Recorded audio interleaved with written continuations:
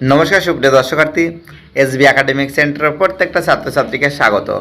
আজকে আমি মাধ্যমিকের ইতিহাস নিয়ে আলোচনা করব। তো দেখো, আজকে আমি মাধ্যমিকের তৃতীয় অধ্যায় নিয়ে আলোচনা করব। প্রচুর ছাত্রছাত্রী যারা আমাকে রিকোয়েস্ট করেছে যে স্যার আপনি মাধ্যমিকের পারুল প্রকাশনীর 2024 সালের প্রত্যেকটা চ্যাপ্টার যদি একটু সলভ করে দিতেন তাহলে আমাদের অনেকটা উপকার হতো। তো দেখো মাধ্যমিক ইতিহাস তৃতীয় অধ্যায় প্রতিরোধ ও বিদ্রোহ ও বৈশিষ্ট্য বিশ্লেষণ। সুপ্রিয় দর্শকার্থী, যে সমস্ত ছাত্রছাত্রীরা ভিডিওটা দেখছো তাদের কাছে আমার একান্ত অনুরোধ যে প্লিজ চ্যানেলটাকে সাবস্ক্রাইব করবে এবং অল নোটিফিকেশান অন করে সমস্ত বন্ধুদের মধ্যে শেয়ার করবে, কারণ তোমাদের সাপোর্ট ছাড়া আমরা কখনোই সামনের দিকে এগোতে পারবো না। একমাত্র তোমরাই পারো আমাদের চ্যানেলকে সামনের দিকে এগিয়ে নিয়ে যেতে। আমার দৃঢ় বিশ্বাস আছে যারা ভিডিওটা দেখছে তারা অবশ্যই চ্যানেলটাকে সাবস্ক্রাইব করবে এবং আমার সঙ্গে যুক্ত থাকবে। তাহলে আমাদের তৃতীয় অধ্যায়, ঠিক আছে, তৃতীয় অধ্যায়। তো দেখো সুপ্রিয় দর্শকার্থী, প্রতিরোধ, বিদ্রোহ, বৈশিষ্ট্য ও বিশ্লেষণ। কি বলেছে? 1 নম্বরের প্রশ্ন বলেছে 1878 এর অরণ্য আইনে অরণ্যকে ভাগ করা হয়। 1878 খ্রিস্টাব্দের অরণ্য আইনে অরণ্যকে ভাগ করা হয়। খুবই গুরুত্বপূর্ণ প্রশ্ন, সত্যি কথা বলতে মোস্ট ইম্পর্ট্যান্ট এবং মোস্ট ভাইটাল। অ্যান্সার হবে খয়ের অ্যান্সার 3টি স্তরে। পরের প্রশ্ন 2 দাগের প্রশ্ন কি বলেছে? বাংলায় সংগঠিত প্রথম আদিবাসী বিদ্রোহ হলো। খুবই ইম্পর্টেন্ট প্রশ্ন সুপ্রিয় দর্শকার্থী। তো দেখো কি হবে,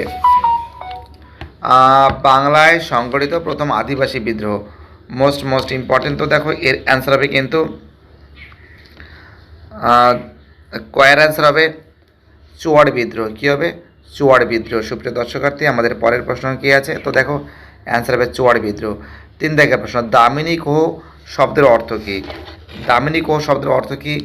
দামিনী কোহ শব্দের অর্থ ছিল আমাদের পাহাড়ের প্রান্ত দেশ, তাই তো? অ্যান্সার হবে কী হবে? অ্যান্সার হবে পাহাড়ের প্রান্ত দেশ। সুপ্রিয় দর্শকার্থী, আমাদের পরের প্রশ্ন 4 দাগের প্রশ্ন মুন্ডা বিদ্রোহ শুরু হয়েছিল কত সালে? মুন্ডা বিদ্রোহ। তো দেখো মুন্ডা বিদ্রোহ যে শুরু হয়েছিল কত সালে? আমাদের 4 দাগে যে প্রশ্ন আছে, 4 দাগের প্রশ্নের অ্যান্সার হবে গয়ের অ্যান্সার 1899 খ্রিস্টাব্দে। ঠিক আছে, মুন্ডা বিদ্রোহ শুরু হয়েছিল কত সালে? 1899 খ্রিস্টাব্দে। ঠিক আছে, 1899 খ্রিস্টাব্দে। এটা ছিল পাহাড়ের প্রান্ত দেশ, এটা ছিল চুয়াড় বিদ্রোহ, এটা ছিল খয়ের অ্যান্সার 3টি স্তরে। তো দেখো প্রত্যেকটা প্রশ্ন টু দ্য পয়েন্ট আজকে আমি সুপ্রিয় দর্শকার্থী ব্যাখ্যা করেছি। এবার আমি পরের প্রশ্নগুলো সলভ করে দেবো। ওকে, আমাদের নেক্সট প্রশ্ন বলেছে 5 দাগের প্রশ্ন যে ভবানী পাঠক যে বিদ্রোহের সঙ্গে সম্পর্কযুক্ত ছিলেন। ভবানী পাঠক, বলো। ভবানী পাঠক অ্যান্সার হবে সন্ন্যাসী আর ফকির বিদ্রোহ। কী হবে? ঘয়ের অ্যান্সার হবে সন্ন্যাসী ও ফকির বিদ্রোহ। সুপ্রিয় দর্শকার্থী, প্রত্যেকটা প্রশ্ন কিন্তু সুন্দর করে আমি সলভ করে দিচ্ছি, তোমরা খাতায় লিখে মুখস্থ করবে, কিন্তু খাতায় লিখে মুখস্থ করবে। আমাদের নেক্সট প্রশ্ন কি বলেছে? আমাদের নেক্সট প্রশ্ন বলেছে এটা ঘয়ের অ্যান্সার হবে সন্ন্যাসী ও ফকির বিদ্রোহ।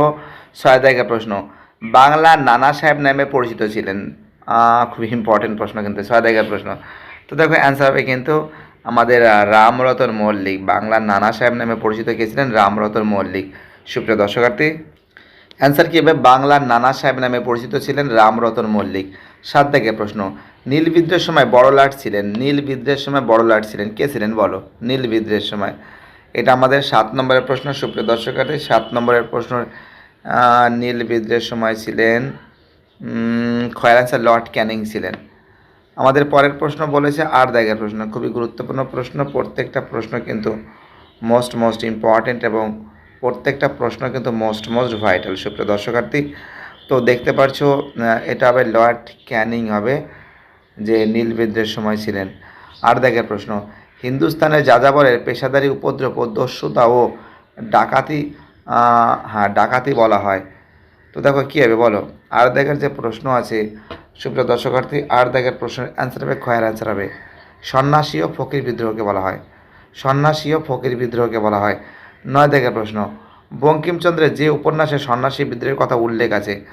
বঙ্কিমচন্দ্রের যে উপন্যাসে সন্ন্যাসী বিদ্রোহের কথা উল্লেখ আছে। তো দেখো 9 দাগের যে প্রশ্ন আছে অ্যান্সার হবে কিন্তু গয়ের অ্যান্সার হবে কোল বিদ্রোহে। কী হবে? কোল বিদ্রোহে। কী হবে? কোল বিদ্রোহে। 9 দাগের প্রশ্ন, বঙ্কিমচন্দ্রের যে উপন্যাসে সন্ন্যাসী ফকির বিদ্রোহের কথা উল্লেখ আছে। তো দেখো 9 দাগের যে প্রশ্ন আছে সুপ্রিয় দর্শকার্থী, অ্যান্সার হবে দেবী চৌধুরানী। ঠিক আছে, এবং 8 দাগের যে প্রশ্ন আছে, তো দেখো একটুখানি ভুল হয়ে গেছে আমার, প্লিজ তোমরা ঠিক করে নেবে, যে 8 দাগের যে প্রশ্ন আছে যে হিন্দুস্তানে যাযাবরের পেশাদারি উপদ্রব দস্যুতা আর ডাকাতি বলা হয়। 8 দাগের যে প্রশ্ন আছে এর অ্যান্সার কিন্তু হবে ক্ষয়ের অ্যান্সার হবে। হ্যাঁ, ঠিকই বলেছি, সন্ন্যাসী ও ফকির বিদ্রোহকে বলা হয়, ঠিকই বলেছি, সন্ন্যাসী ও ফকির বিদ্রোহকে বলা হয়। আর 9 দাগের প্রশ্ন বলেছে বঙ্কিমচন্দ্রের যে উপন্যাসে সন্ন্যাসী বিদ্রোহের কথা উল্লেখ আছে, এটা হবে গয়ের অ্যান্সার দেবী চৌধুরানী। আর 10 দাগের প্রশ্ন, কোল বিদ্রোহ হয় কত খ্রিস্টাব্দে? খুব ইম্পর্টেন্ট প্রশ্ন, কোল বিদ্রোহ হয়। তো দেখো সুপ্রিয় দর্শকার্থী, 10 দাগের যে প্রশ্ন আছে, কোল বিদ্রোহ হয়, এটা হবে 1831 খ্রিস্টাব্দে। কোল বিদ্রোহ কত সালে হয়েছিল? 1831 খ্রিস্টাব্দে। ওকে, অর্থাৎ এটা হবে ক্ষয়ের অ্যান্সার সন্ন্যাসী ফকির বিদ্রোহ, একটু সরে যাচ্ছে। এটা হবে সন্ন্যাসী ফকির বিদ্রোহ, এটা হবে দেবী চৌধুরানী, এটা হবে ক্ষয়ের অ্যান্সার 1831 খ্রিস্টাব্দে। তো বুঝতেই পারছো এটা হবে 7 দাগের অ্যান্সার হবে লর্ড ক্যানিং হবে। এবার আমি নেক্সট প্রশ্নগুলো সলভ করিয়ে দেবো। সুপ্রিয় দর্শকার্থী, আজকে আমরা যেটা সলভ করাবো বিবৃতি। ঠিক আছে, বিবৃতিগুলো সলভ করে দেবো। 1 দাগের, মুন্ডারা বিরসাকে ধরতি আবা বলতো। তো দেখো খুবই গুরুত্বপূর্ণ প্রশ্ন কিন্তু। তো দেখো 1-এর যে বিবৃতি আছে, তোমাদের আমি বারবার করে বুঝিয়েছি যে বিবৃতিগুলো যখন লিখবে তখন কিন্তু তোমরা চেক করে দেখবে যে কোনটা সবথেকে সঠিক ব্যাখ্যা আছে। ঠিক আছে, কোনটা শব্দের সঠিক ব্যাখ্যা, মানে 3টেকে ভালো করে পড়বে, তার ভিতর থেকে কোনটা সবথেকে স্ট্রং আছে এবং কোনটা সবথেকে ভালো আছে সেটা তোমাকে বুঝতে হবে। তোমাদের আজকে আমি বুঝিয়ে দেবো যে বিবৃতিগুলো কী করে সলভ করতে হয়। ওকে, বলেছে মুন্ডারা বিরসাকে ধরতে আবা বলতো কেন? বিরসার উদ্দেশ্য ছিল ধর্মগুরু হিসেবে মুন্ডাদের পরিচালিত করা। মুন্ডা জনগণ মনে করতেন বিরসা অলৌকিক শক্তির অধিকারী। 3 দাগে বলছে বিরসা অত্যন্ত শক্তিশালী ছিলেন। তো দেখো এই যে 3খানা অপশান আছে, এই 3খানা অপশানের ভিতর থেকে তোমরা দেখতে পাচ্ছ যে ধরতি মানে কি, যে দেবতার কথা উল্লেখ করেছে। তো দেবতার কথা যদি উল্লেখ করে, একমাত্র তোমরা দেখো যে মুন্ডা জনগণ মনে করতো বিরসা অলৌকিক শক্তির অধিকারী। মানে অলৌকিক শক্তির অধিকারী কারা হয়? যারা ভগবান হয় তাদের ধরতি আবা বলা হয়। যে অলৌকিক শক্তির অধিকারী সেই তো ধরতির আবা। তো তোমাকে মাথায় রাখতে হবে যে কোনগুলো ঠিক হবে। এটাও বিরসা অত্যন্ত শক্তিশালী ছিলেন, এটাও ঠিক আছে, বাট এর থেকে আর বিরসার উদ্দেশ্য ছিল ধর্মগুরু হিসেবে মুন্ডাদের পরিচালিত করা। হ্যাঁ, মুন্ডাদের পরিচালনা করতেন, এটাও ঠিক আছে, বাট ওর থেকে সব থেকে বেটার এটা। মুন্ডা জনগণ মনে করতেন বিরসা অলৌকিক শক্তির অধিকারী, একদম পুরোপুরি পারফেক্ট আছে। সুপ্রিয় দর্শকার্থী, এবার আমি বিবৃতি 2 সলভ করাবো। কি বলেছে বিবৃতি? ফরাজি আন্দোলন শেষ পর্যন্ত ব্যর্থ হয়েছিল। কি হতে পারে বলো, কি হতে পারে? খুবই ইম্পর্টেন্ট প্রশ্ন কিন্তু। কি হতে পারে? যে ইংরেজ জমিদার নীলকর মিলিত আক্রমণের জন্য, এই আন্দোলনের নেতাদের সাহসিকতার অভাব, নিম্নবর্গের মানুষ এই আন্দোলনে যোগদান, না, এগুলো কোনো কিছুই হবে না। তোমাদের মাথায় রাখতে হবে যে ফরাজি আন্দোলন শেষ পর্যন্ত ব্যর্থ হয়েছিল, কারণ ফরাজি আন্দোলনে ইংরেজ, জমিদার, নীলকর এরা সবাই মিলে আক্রমণ করেছিল ফরাজিদের পরে। ইংরেজরা আক্রমণ করেছিল কাদের? ফরাজিদের উপরে। জমিদাররা কাদের আবার আক্রমণ করেছিল? ফরাজিদের উপরে। নীলকররা আক্রমণ করেছিল কাদের পরে? ফরাজির উপরে। অর্থাৎ এই 3জন মিলে কিন্তু আক্রমণ করেছিল ফরাজিদের উপরে, এটাই সত্যি ঘটনা। তার জন্য তো ফরাজিরা পারবে কী করে বাবা, ওরা তো গরিব লোক, তাছাড়া এদের তো কোনো কিছু যুদ্ধের জন্য কোনো অস্ত্র শস্ত্র কোনো কিছুই নেই। এরা বাঁশের ডাল, পালা, গাছের লাঠি এইগুলো ব্যবহার করে যুদ্ধ করতো। সেই সঙ্গে ইস্ট ইন্ডিয়া কোম্পানি, জমিদার, নীলকর এদের সঙ্গে পেরে উঠবে কী করে? তো বুঝতেই পারছো কোনটা হবে, আশা করি বুঝে গেছো। অর্থাৎ হবে ব্যাখ্যা 1 হবে। এবার আমি নেক্সট প্রশ্ন সলভ করাবো। আমাদের 3 দাগের প্রশ্ন, বিবৃতি। 19 শতকের শেষ দিকে ভারতে নীল চাষ প্রায় বন্ধ হয়ে যায়। খুব ইম্পর্টেন্ট প্রশ্ন কিন্তু। 3 দাগের যে প্রশ্ন আছে, সুপ্রিয় দর্শকার্থী, নীল চাষ কেন বন্ধ হয়ে যায়? এই সময় আইন করে নীল চাষ, না, ইস্ট ইন্ডিয়া কোম্পানি কোনোদিন আইন করে নীল চাষ বন্ধ করেনি, তো সমস্যা মিটেই যেত, কোনো দিনের জন্য করেনি। চাষিরা অলাভজনক চাষিদের নীল চাষ বন্ধ করে দেয়। না না, নীল চাষ তো চাষিরা কেন বন্ধ করে দেবে? নীল চাষ চাষিরা কেন বন্ধ করবে? নীল চাষ তো বাধ্য হয়ে করাতো, কাদের দিয়ে করাতো? কৃষকদের দিয়ে করাতো। কারা করাতো? ইংরেজরা করাতো। 3 দাগে ইউরোপে কৃত্রিম নীল উৎপাদন শুরু হয়েছিল, একদম পুরোপুরি পারফেক্ট। কারণ ভারতবর্ষ থেকে যে পরিমাণে তারা নীল নিয়ে যেত, আহ, তারা নীল চাষ বন্ধ কোনোদিনও করতে চায়নি। আর অ্যাকচুয়ালি সত্যি কথা বলতে ইউরোপে কিন্তু কৃত্রিম উপায়ে কিন্তু নীল আবিষ্কার করা শুরু হয়েছিল, যার জন্য নীল চাষ কিন্তু 19 শতকে বন্ধ হয়ে যায়। ইউরোপিয়ান কান্ট্রিতে নীল চাষ শুরু করে দিয়েছে, তাই এখান থেকে ভারতবর্ষ থেকে তারা কেন নিতে যাবে? এটাই মেইন কারণ ছিল। ওকে, ব্যাখ্যা 3। এবার আমি পরের প্রশ্নগুলো সলভ করে দেবো। 4 দাগের প্রশ্ন কি বলেছে সুপ্রিয় দর্শকার্থী? 4 দাগের প্রশ্ন বলেছে, 4 দাগে ব্রিটিশ সরকার রেভারেন্ড জেমস লংকে জেলবন্দি করে রাখেন। খুব ইম্পর্টেন্ট প্রশ্ন, 4 দাগের যে প্রশ্ন আছে সুপ্রিয় দর্শকার্থী। তো দেখো কী আছে, তিনি ভারতে খ্রিস্টান ধর্ম প্রচার করতে চাননি, না এর জন্য মোটেও করেনি। তিনি মধুসূদনকে রায়কে নীলদর্পণ নাটকটি, না এর জন্যও করেনি। ওকে, এর জন্যও করেনি। তিনি ভারতে খ্রিস্টান ধর্ম প্রচার করতে চাননি বলে, না কেন জেমস লং সাহেবের কেন জেলবন্দি করা হয়? তো অনেকবার বুঝিয়েছিলাম আমি তোমাদের। তিনি মধুসূদন রায়কে নীলদর্পণ নাটকটি ইংরেজিতে অনুবাদ করতে বলেছিলেন বলে, না এর জন্যও না, এর জন্যও না। তার অনুরোধে মাইকেল মধুসূদন দত্ত নীলদর্পণ নাটকটি ইংরেজিতে অনুবাদ করেছিলেন। তো দেখো সত্যি কথা বলতে তোমাদের কিছু গল্প বলতে চাই। এখান থেকে না মাধ্যমিকে না কোশ্চেন আসে, তো প্লিজ তোমরা ভালো করে শোনো। এখান থেকে কোশ্চেনগুলো কেমন টাইপের আসে। তো আমরা জানি যে নীল বিদ্রোহ, যে নীল বিদ্রোহ খুবই একটা গুরুত্বপূর্ণ প্রশ্ন, মোস্ট ইম্পর্ট্যান্ট এবং মোস্ট একটা ভাইটাল প্রশ্ন। ঠিক আছে, তো দেখো এই যে নীল বিদ্রোহ যে ব্যাপারটা আছে, এই নীল বিদ্রোহ সম্পর্কে যে নীলদর্পণ যে নাটকটা আছে, এই নীলদর্পণ নাটকটা লিখেছিলেন কিন্তু দীনবন্ধু মিত্র। ভালো করে শুনবে, একটু খাতায় পয়েন্ট আউট করে নাও বাবা, খুব ইম্পর্টেন্ট প্রশ্ন কিন্তু। এই নীলদর্পণ নাটকটা ইংরেজিতে, মানে নীলদর্পণ নাটকটা বাংলায় লিখেছিলেন কে? আমাদের দীনবন্ধু মিত্র। কিন্তু পরবর্তীকালে এই নীলদর্পণ নাটকটা কিন্তু ইংরেজিতে অনুবাদ কে করেছিলেন? আমাদের মাইকেল মধুসূদন দত্ত। মাইকেল মধুসূদন দত্ত কিন্তু ইংরেজিতে অনুবাদ করেছিলেন। এই অনুবাদ করেছিলেন, বাট এর জন্য অনুরোধ কে করেছিলেন? অনুরোধ করেছিলেন আমাদের রেভারেন্ড জেমস লং সাহেব। রেভারেন্ড জেমস লং সাহেব কিন্তু অনুরোধ করেছিলেন। কাকে অনুরোধ করেছিলেন? মাইকেল মধুসূদন দত্তকে। এমনকি এই মাইকেল মধুসূদন দত্তের যখন নীলদর্পণ নাটকটা ইংরেজিতে যখন অনুবাদ করা হয়, সেই পৃষ্ঠার উপরে কিন্তু প্রকাশিত হয়েছিল কিন্তু রেভারেন্ড জেমস লং সাহেবের নামে কিন্তু প্রকাশিত হয়েছিল। নীলদর্পণ নাটক বাংলায় লিখেছিলেন দীনবন্ধু মিত্র, ইংরেজিতে লিখেছিলেন কে? লিখেছিলেন মাইকেল মধুসূদন দত্ত। আর যখন প্রকাশিত হয়েছিল কার নামে? রেভারেন্ড জেমস লং সাহেবের নামে। যার জন্য কিন্তু রেভারেন্ড জেমস লং সাহেবের কিন্তু জেলবন্দি করা হয় এবং তাকে বলা হয় যে তুমি তুমি একটা ইংরেজ, তুমি ইংরেজ হয়ে কেন ইংরেজদের বিরুদ্ধে কেন তুমি এরকম মাইকেল মধুসূদন দত্তকে কেন অনুরোধ করলে? তো দেখো এই যে ইংরেজদের বিরুদ্ধে তিনি কিন্তু লিখেছিলেন, মানে একটা ইংরেজ হয়ে তিনি ভারতবর্ষের লোককে সাপোর্ট করেছিলেন এবং তিনি মাইকেল মধুসূদন দত্তকে কিন্তু অনুরোধ করেছিলেন তুমি নীলদর্পণ নাটকটাকে, দীনবন্ধু মিত্রের নীলদর্পণ নাটকটাকে কী করে ইংরেজিতে লেখার জন্য। তার জন্য কিন্তু রেভারেন্ড জেমস লং সাহেবের কিন্তু জেলবন্দি করা হয়। যদিও তাকে অনেক জরিপানা দিয়ে কিন্তু ছাড়ানো হয়। যে ঘটনাটা উল্লেখ করা আছে আমাদের জীবন মুখোপাধ্যায়ের ইতিহাস বইতে খুব সুন্দর করে কিন্তু ডিটেলস লেখা আছে, তোমরা বইটা পারলে একটু খুলে পড়ে নিও। আর আরেকটা জিনিস মাথায় রাখবে যে এই যে আমাদের নীলদর্পণ নাটকের যে দুজন যদি পরীক্ষা যদি কোশ্চেন করে যে নীলদর্পণ নাটকের দুজন নেতার নাম লেখো, তাহলে কী লিখে বলো? সুপ্রিয় দর্শকার্থী, নেতার নাম লিখতে গেলে তোমরা লিখবে ছিল দিগম্বর বিশ্বাস আর বিষ্ণুচরণ বিশ্বাস। দিগম্বর বিশ্বাস আর বিষ্ণুচরণ বিশ্বাস, খুব ইম্পর্টেন্ট প্রশ্ন কিন্তু। দিগম্বর বিশ্বাস আর কে আছে? বিষ্ণুচরণ বিশ্বাস। ওকে, এবার আমি পরের প্রশ্ন সলভ করাবো। 5 দাগের প্রশ্ন। নীলদর্পণ নাটকটি বলা হয় ভারতের আঙ্কেল কী বলেছে? Thomas Kevin. তো দেখো এর অ্যান্সার কী হবে? তো দেখো এর ব্যাখ্যা দেখো, যেহেতু ভিডিওটা অনেকটা বড় হয়ে যাচ্ছে আমি ডাইরেক্ট অ্যান্সার বলে দিচ্ছি। এর অ্যান্সার হবে, এই ব্যাখ্যা 3 হবে।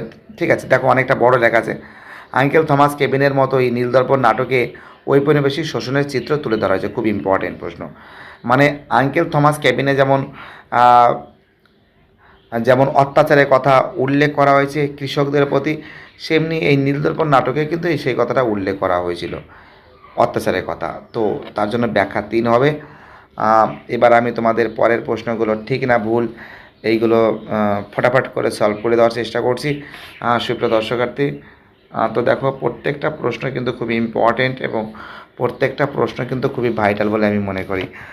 তো আমাদের পরের প্রশ্ন কি বলেছে একটা আলোচনা করা যাক। 1 দাগের প্রশ্ন, দুর্জন সিং ছিলেন চুয়াড় বিদ্রোহের নেতা।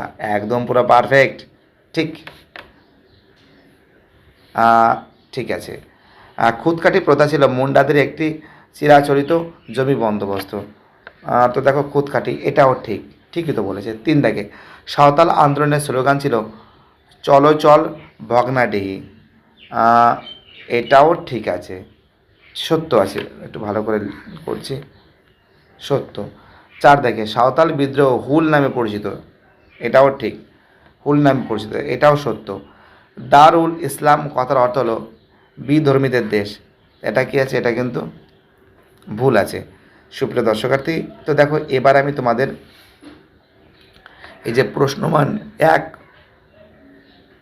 এবার তোমাদের যে প্রশ্নমান যে 1 আছে এইগুলো কিন্তু খুব সুন্দর করে সলভ করে দেবো সুপ্রিয় দর্শকার্থী। তাহলে এগুলো তোমরা খাতায় টুকে নেও, ঠিক আছে? তো দেখো এই যে তো দেখো আমাদের ফার্স্ট প্রশ্ন কি বলেছে যে ঔপনিবেশিক অরণ্য আইন চালু হয় কত খ্রিস্টাব্দে? ঔপনিবেশিক অরণ্য আইন চালু হয় কত খ্রিস্টাব্দে? তো দেখো সুপ্রিয় দর্শকার্থী, ঔপনিবেশিক অরণ্য আইন চালু হয় কিন্তু 1865 সালে। কত সালে? 1865 খ্রিস্টাব্দে কিন্তু চালু হয় ঔপনিবেশিক অরণ্য আইন। প্রচণ্ড একটু ঘেমে যাচ্ছি, বুঝতে পারলে, যেহেতু দেখতেই পাচ্ছ টিনের ঘর, অ্যাডভাস্টার উপরে দেওয়া আছে, একটু গরম লাগছে। 1865 খ্রিস্টাব্দে কিন্তু এই ঔপনিবেশিক অরণ্য আইন কিন্তু চালু হয়েছিল, ঠিক আছে? আমাদের পরের প্রশ্ন 2 দাগের প্রশ্ন, যে মেদিনীপুরের লক্ষ্মীবাঈ কাকে বলা হয়? খুবই ইম্পর্ট্যান্ট প্রশ্ন কিন্তু। তো দেখো সত্যি কথা বলতে তোমরা একটু খাতায় লিখে নাও, ওকে? আমি কিন্তু মুখে বলে যাচ্ছি, ঠিক আছে? তো দেখো মেদিনীপুরের লক্ষ্মীবাঈ কাকে বলা হয়? 2 দাগের প্রশ্ন। তো দেখো মেদিনীপুরের লক্ষ্মীবাঈ বলতে বোঝানো হয়েছে যে চোয়াড় বিদ্রোহের একজন উল্লেখযোগ্য নেতা রানী শিরোমণিকে বলা হয়, ঠিক আছে? রানী শিরোমণিকে বলা হয়। যে তোমরা জানো যে মেদিনীপুরের লক্ষ্মীবাঈ কাকে বলা হয়? রানী শিরোমণিকে বলা হয়। তিনি কে ছিলেন? চোয়াড় বিদ্রোহের একজন উল্লেখযোগ্য নেতা, রানী শিরোমণি, ঠিক আছে? কাকে বলা হয়? রানী, লিখে দিচ্ছি বানামটা, রানী শিরোমণি, শিরোমণি মনয়সী, তাহলে বসে আছে কিন্তু। তো দেখো রানী শিরোমণিকে বলা হয় চোয়াড় বিদ্রোহের অন্যতম নেতা। তিনি কিন্তু চোয়াড় বিদ্রোহের একজন উল্লেখযোগ্য নেতা রানী শিরোমণি, যাকে বলা হয় মেদিনীপুরের লক্ষ্মীবাঈ বলা হয়, ঠিক আছে? 3 দাগের প্রশ্ন, আমাদের নেক্সট প্রশ্ন 3 দাগের প্রশ্ন, খাতায় প্লিজ টুকে নাও তোমরা। বলেছে জগন্নাথ সিং কে ছিলেন? খুব ইম্পর্টেন্ট প্রশ্ন। তো দেখো জগন্নাথ সিং কে ছিলেন? ধলভূমের ঘাটশিলার রাজা। ধলভূমের ব্র্যাকেটের মধ্যে লিখবে ঘাটশিলা রাজা, ধলভূমের ঘাটশিলা রাজা, ধলভূমের, ধলভূমের,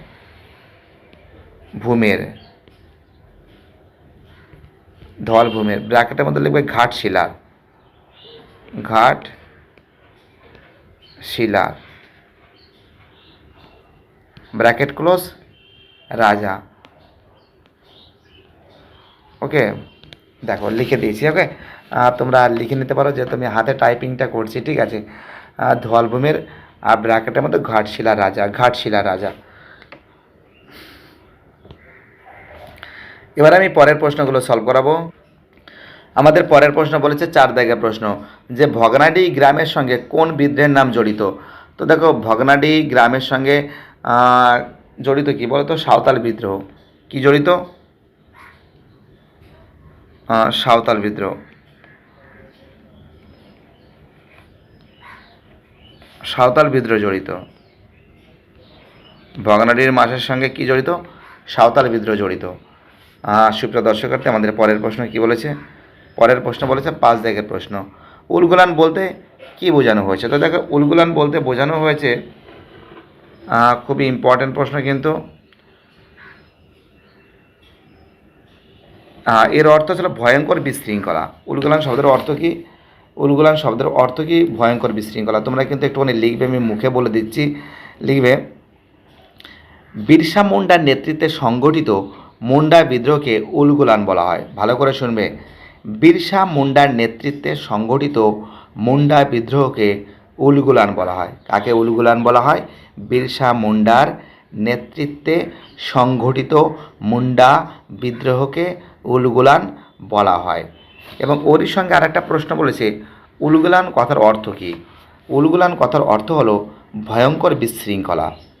ভয়ঙ্কর, ভয়ঙ্কর বানাম আর কী বলবো, তোমরা লিখতেই পারবে, যথেষ্ট তোমরা বড় হয়েছো, দুদিন পরে 11-12 পড়বে। এটা যদি না লিখতে পারো, ভয়ঙ্কর বিশৃঙ্খলা, আমি টাইপিং করছি না কিন্তু আমি মুখে বলে দিচ্ছি, ওকে? ভয়ঙ্কর কী হবে? বিশৃঙ্খলা হবে। টাইপিং করতে অনেকটা সময় লাগছে, প্রায় 25 মিনিটের মতো ভিডিওটা হয়ে যাচ্ছে, তাদের আমি মুখে বলে দিচ্ছি।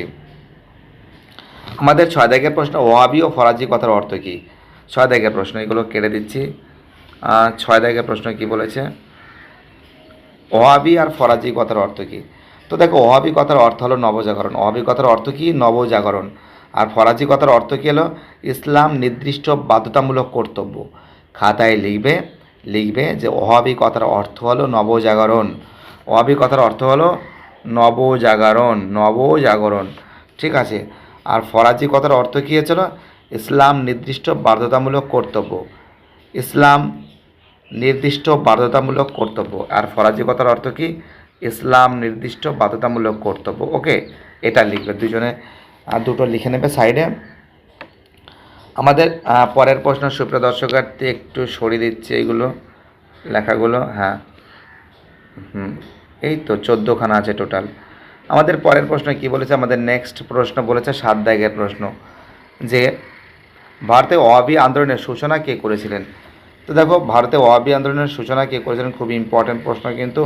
শাহ ওয়ালি উল্লাহ, বানামটা একটু লিখে দিচ্ছে, অনেকে বানামটা একটা উলট পালটভাবে লেখে, ঠিক আছে? বানামটা ঠিকঠাক লিখে নেবে তোমরা।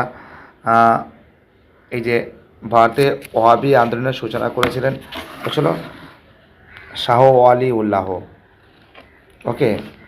তো দেখো, বানামটা লিখে দিচ্ছি, শাহ, তালব সয়াকার হওয়া, শাহ, ওকে? শাহ ও আলি, ও আলি, শাহ ওয়ালি উল্লাহ, ও সৌ লয় আকার আর হওয়া, শাহ ওয়ালি উল্লাহ এর অ্যান্সার হবে। তো সুপ্রিয় দর্শকার্থী, বুঝতেই পারছো। এবার আমি পরের প্রশ্নটা সলভ করে দিচ্ছি, এটা ঠিক করে দিলাম। এটা তো হয়ে গেছে 7 দাগের প্রশ্ন। 8 দাগের প্রশ্ন, তারিক-ই মুহাম্মদিয়া কি? তো দেখো, তারিক-ই মুহাম্মদিয়া কি, খুবই ইম্পর্টেন্ট প্রশ্ন। এটা ওয়াহাবি আন্দোলনের আরেকটি নাম। তারিক-ই মুহাম্মদিয়া কী আছে? ওয়াহাবি আন্দোলনের আরেকটি নাম হলো তারিক-ই মুহাম্মদিয়া। তারিক-ই মুহাম্মদিয়ার নাম কি আছে? এটা ওয়াহাবি আন্দোলনের অপর একটি নাম। মানে একটা নাম, একই জিনিস দুটো নাম হতে পারে না, তাই কী আছে? ওয়াহাবি আন্দোলনের অপর একটি নাম হলো তারিক-ই মুহাম্মদিয়া। তারিক-ই মুহাম্মদিয়াকেই ওয়াহাবি আন্দোলনের অপর একটি নাম, ঠিক আছে? ওয়াহাবি আন্দোলনের। সুপ্রিয় দর্শকার্থী, এবার আমি তোমাদের পরের প্রশ্নটা সলভ করাবো। 9 দাগের প্রশ্ন কি বলেছে? দেহাওয়াতি নামে কারা পরিচিত? দেহাওয়াতি নামে কারা পরিচিত? তো দেখো, দেহাওয়াতি নামে পরিচিত হচ্ছিল তোমার অ্যান্সার কী হবে? তিতুমিরের অনুগামীরা। তিতুমিরের অনুগামীরা দেহাওয়াতি নামে পরিচিত। তিতুমিরের অনুগামীরা দেহাওয়াতি নামে পরিচিত, ঠিক আছে? তিতুমিরের অনুগামীরা দেহাওয়াতি নামে পরিচিত। আমাদের পরের প্রশ্ন 10 দাগের প্রশ্ন, একটু কেটে দিচ্ছি, হ্যাঁ। 10 দাগের প্রশ্ন কি বলেছে? কোন যুদ্ধে তিতুমিরের মৃত্যু হয়? খুবই ইম্পর্টেন্ট প্রশ্ন কিন্তু, সুপ্রিয় দর্শকার্থী। তো দেখো, তিতুমিরের মৃত্যু হচ্ছে কিন্তু নারকেল বেরিয়ার যুদ্ধে। কোন যুদ্ধে?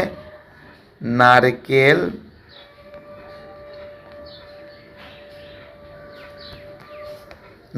বেরি, একসঙ্গে লিখবে কিন্তু, আমার জায়গাটা শর্ট হচ্ছে, নারকেল বেরিয়ার যুদ্ধে,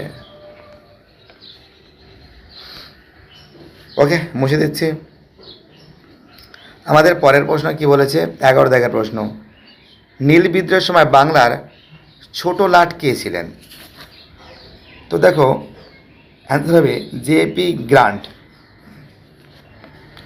জেপি জেপি গ্রান্ট, গয়রা ফলা আকার 9টা, জেপি গ্রান্ট। কে লিখবে? জেপি গ্রান্ট লিখবে। ওকে, আমাদের পরের প্রশ্ন কি বলেছে, একটু কেটে দিচ্ছি এগুলো। নেক্সট প্রশ্ন 12 দাগের প্রশ্ন, বাংলার ওয়াট টাইটালার কাদের বলা হয়? তো দেখো বিষ্ণুচরণ বিশ্বাস আর দিগম্বর বিশ্বাস। বিষ্ণুচরণ বিশ্বাস আর দিগম্বর বিশ্বাসকে বলা হয় ওয়াট টাইলার। বিষ্ণুচরণ বিশ্বাস, বিষ্ণুচরণ বিশ্বাস এরা দু ভাই ছিল। ওকে, আর কে ছিল? দিগম্বর বিশ্বাস। লিখে রাখবে দিগম্বর, আর বিশ্বাস বানাম তো কী লিখব, বিশ্বাস। বিষ্ণুচরণ বিশ্বাস, দিগম্বর বিশ্বাস, এই দুজনকে বলা হয় ওয়াট টাইলার। Watt Tyler. আমাদের পরের প্রশ্ন 13 দাগের প্রশ্ন, ধরতি আবা কাকে বলা হয়? তো দেখো ধরতি আবা বলা হয় কিন্তু বিরসা মুন্ডাকে বলা হয়। কাকে বলা হয়? বিরসা মুন্ডাকে বলা হয়। ধরতি আবা কাকে বলা হয়? বিরসা মুন্ডাকে বলা হয়। আমাদের নেক্সট প্রশ্ন কি বলেছে সুপ্রিয় দর্শকার্থী, একটু কেটে দিলাম। নেক্সট প্রশ্ন বলেছে 14 দাগের প্রশ্ন, নীলদর্পণ ইংরেজিতে অনুবাদ কে করেন? তো দেখো Michael Madhusudan Dutta. Michael Madhusudan Dutta. Michael